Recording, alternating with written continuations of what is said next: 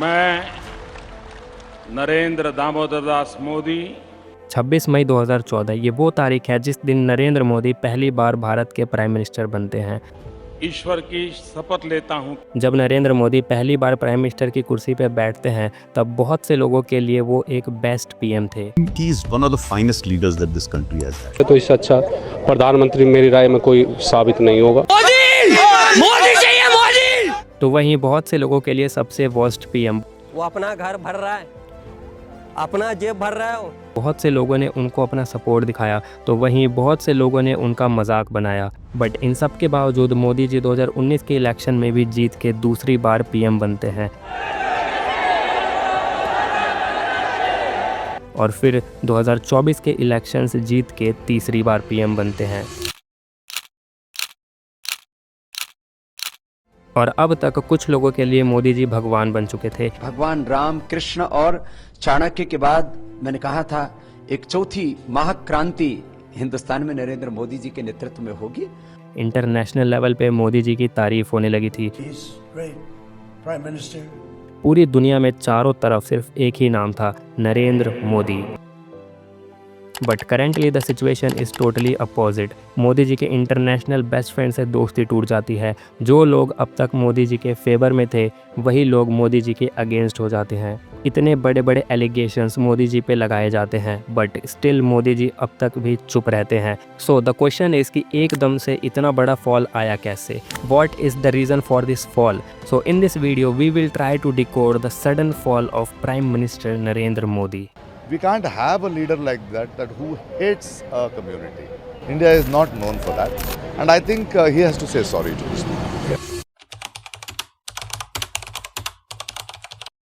17 सितंबर 1950 इस दिन दामोदर दास मोदी और हीराबेन मोदी के घर में एक लड़के का जन्म होता है जिसका नाम वो दोनों नरेंद्र रखते हैं और नरेंद्र उनकी तीसरी संतान होती है। और किसी ने तब ये नहीं सोचा था कि गुजरात के छोटे से गांव वाड़नगर से निकला एक चाय बेचने वाले का बेटा भारत का प्रधानमंत्री बनेगा।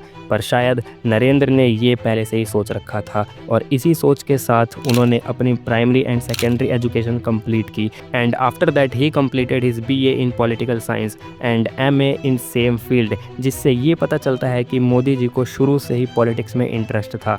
And I am clearing that कि मोदी जी चाय बेचने वाले के बेटे थे, ना कि खुद उन्होंने कभी ऐसे चाय बेची है। But still he says that मैं बचपन में रेल के डिब्बे में चाय बेचता था। एंड दैट्स बिकॉज आज हम मोदी जी को चाय वाले के नाम से जानते हैं और मोदी जी ने एक काइंड ऑफ फेक लेगेसी भी क्रिएट कर ली है कि चाय बेचने वाला बना प्रधानमंत्री, which is not fully truth. ये जो परिवार है ना, हिंदुस्तान में कोई उनको ललकारता नहीं था, एक चाय वाले ने ललकार दिया।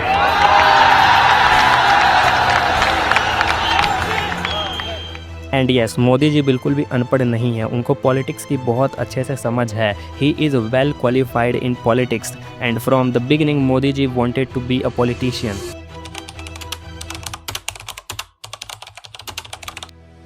After completing his education in 1970 Modi ji Bharat का भ्रमण करते हैं।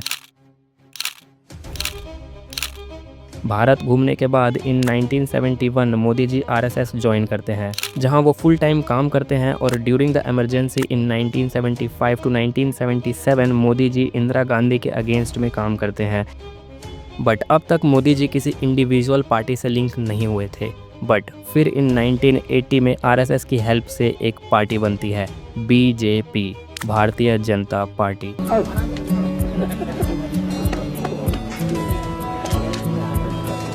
And in 1987 Modi ji officially joined BJP as an organizer and then in 1988 he became a general secretary of BJP in Gujarat। और ऐसे ही धीरे धीरे मोदी जी ने बीजेपी के अंदर अपनी पकड़ बहुत ज़्यादा मजबूत कर ली and under Modi ji BJP ने ऑल ओवर इंडिया बहुत ज़्यादा पॉपुलैरिटी गेन करी। और इन्हीं सब के बीच ऑन 7 अक्टूबर 2001 मोदी जी को गुजरात का चीफ मिनिस्टर बना दिया जाता है। कुछ चीज़ें मेरे नाम से चल पड़ती हैं, उसका तो क्या जवाब देंगे।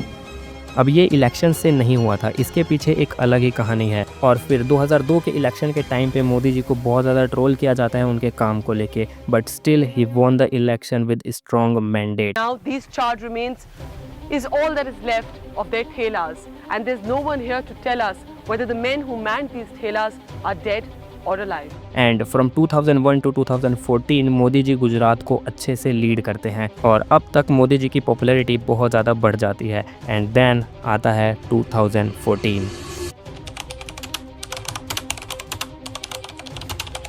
On 26 May 2014, Modi ji became Prime Minister of India for the first time. संसदीय दल ने यह फैसला किया है कि श्री नरेंद्र मोदी को आगामी लोकसभा चुनाव के लिए प्राइम मिनिस्ट्रियल कैंडिडेट के रूप में प्रोजेक्ट किया जाए। And Modi's victory was a movement of great hopes and celebration for Indians. And also लोग बहुत ज़्यादा खुश थे मोदी जी की विक्ट्री से, क्योंकि मोदी जी के वादे बहुत बड़े बड़े थे। इससे उम्मीद यही होना चाहिए ना कि गरीबों की सुने। पूरे गुजरात के लोग ही उनकी प्रशंसा कर रहे हैं। पर क्या मोदी जी उन वादों को पूरा कर पाए? Let me know your answers of this question in comment section. And from 2014 to 2019 Modi ji के काम से लोग बहुत सेटिस्फाइड दिखे, और शायद इतने कि कई के लिए तो Modi ji is the greatest PM ever. कुछ लोगों के लिए तो ही इज़ अ गॉड, तो वहीं कुछ लोग तो लिटरली मोदी जी की पूजा करने लगे भगवान की तरह। उनकी पूजा करते हैं, उन्हें भगवान की तरह पूछते हैं, वो हमारे भगवान है, वो हमारे सीने में प्रवेश करते हैं। समझो हनुमान जी ने सीने फाड़ के दिखा देते भी, वो भगवान है हमारे। हम उनकी पूजा करते हैं, तो आज नहीं डेली पूजा करते हैं, वो स्वयं भगवान नारायण हैं। 24 का इलेक्शन नजदीक है, प्रधानमंत्री कौन होना चाहिए? मोदी। क्यों होना चाहिए मोदी? अच्छा काम कर रहा है। And recently in 2024 Modi ji became Prime Minister for the third time, but that election was very tough for him. पर कैसे, जब लोग मोदी जी को इतना प्यार करते थे तो इस बार का इलेक्शन मोदी जी के लिए इतना मुश्किल क्यों था?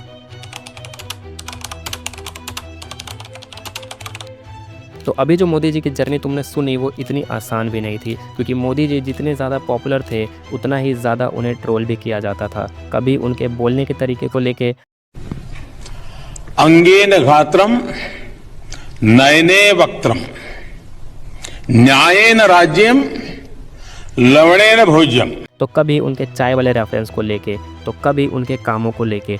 बट मानो या मत मानो, इन इस फर्स्ट टर्म मोदी जी ने जेन्युइनली काम तो किया था। But yes, there can be different ideologies, क्योंकि कुछ लोगों को वो काम अच्छे लगे तो वहीं कुछ को बुरे लगे। But as I told you, at the roots of India there is still many problems. And जैसा कि हम जानते हैं कि recently India became the 4th largest economy, but India के अंदर आज भी सबसे ज़्यादा अनएम्प्लॉयमेंट है, सबसे ज़्यादा पॉवर्टी है, और इन्हीं सबके फ्रस्ट्रेशन की वजह से मोदी जी का डाउनफॉल आना शुरू हुआ और उनके कुछ बड़े बड़े वादे बस वादे ही बन के रह गए हैं। जबकि वो इस बार 3rd टाइम प्राइम मिनिस्टर बने हैं, बट स्टिल इंडिया के उन करोड़ों गरीबों के लिए वो कुछ बड़े रिलीफ नहीं ला पा रहे हैं। और इन्हीं सब की वजह से जो लोग मोदी जी को भगवान मानते थे, आज वही लोग मोदी जी के अगेंस्ट में हैं।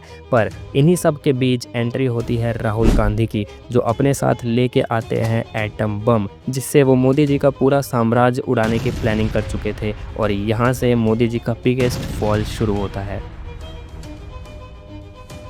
ऑन 7 अगस्त 2025 राहुल गांधी मोदी जी और ईसी पे वोट चोरी का एलिगेशन लगाते हैं, और एलिगेशंस तो 2016, 2019 में भी लगाए थे उन्होंने, पर इस बार उनके पास सबका प्रूफ था। उन्होंने विद प्रूफ दिखाया कि कैसे इस बार मोदी जी वोट चोरी की वजह से पीएम बने हैं। और यहाँ लोगों का आक्रोश दिखा, क्योंकि इस बार बहुत सारे प्रूफ्स थे, और जो लोग अब तक भी मोदी जी के फेवर में थे वो भी उनके अगेंस्ट में आने लगते हैं।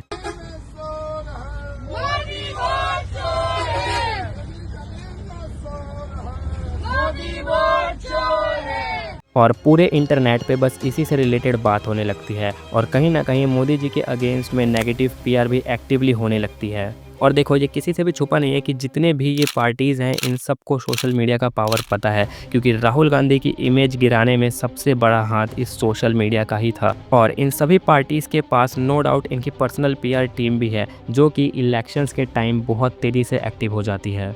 और सबसे बड़ा क्वेश्चन जो इस टाइम पे सबके मन में है वो ये है कि क्या सच में जो प्रूफ्स राहुल गांधी ने शो करे हैं वो सच हैं, और अगर नहीं तो क्यों अब तक हमारे देश के प्रधानमंत्री श्री नरेंद्र मोदी जी ने इन एलिगेशंस पे अपना कोई वैलिड रिएक्शन नहीं दिया है। और उन्होंने कोई रिएक्शन नहीं दिया, ये एक सबसे बड़ा रीज़न है जिसकी वजह से उनका फॉल आया। It's been 2 months of that allegation video but still Modi ji is quite. और इन्हीं सब की वजह से कहीं ना कहीं लोग ये मानने लगे हैं कि मोदी जी वोट चोरी के बदौलत ही इलेक्शंस जीतते आ रहे हैं। So as we know that कि ये टाइम टेक्नोलॉजी का है, सोशल मीडिया का है, और कहीं ना कहीं ये सोशल मीडिया भी जिम्मेदार है मोदी जी की इमेज को ओवरशैडो करने के पीछे।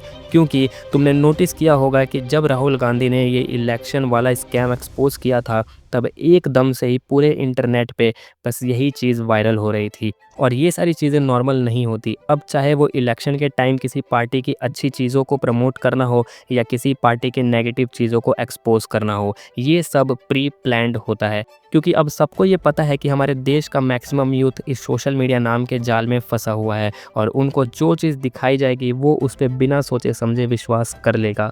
और ये मैं ऐसे ही नहीं बोल रहा, इसके पीछे भी साइकोलॉजिकल रीजंस हैं। तो इसलिए देयर इज़ नो डाउट कि जब इलेक्शन पास होते हैं तो पार्टीज़ अपना पॉजिटिव पीआर करवाती हैं और ओपोजिशन पार्टीज़ के अगेंस्ट में नेगेटिव पीआर। तो ये कहना भी बिल्कुल भी गलत नहीं होगा कि सोशल मीडिया बहुत ज़्यादा हेल्प करता है इनकी इमेज को स्टैब्लिश करने में। अगर एग्जांपल से समझाऊं तो तुम्हें याद होगा कि बीच में राहुल गांधी जी को सोशल मीडिया पे बहुत ज़्यादा ट्रोल किया जाता था और उसके पीछे भी नेगेटिव पीआर का ही हाथ था। और अभी सेम वही चीज़ मोदी जी के अगेंस्ट में भी की जा रही है।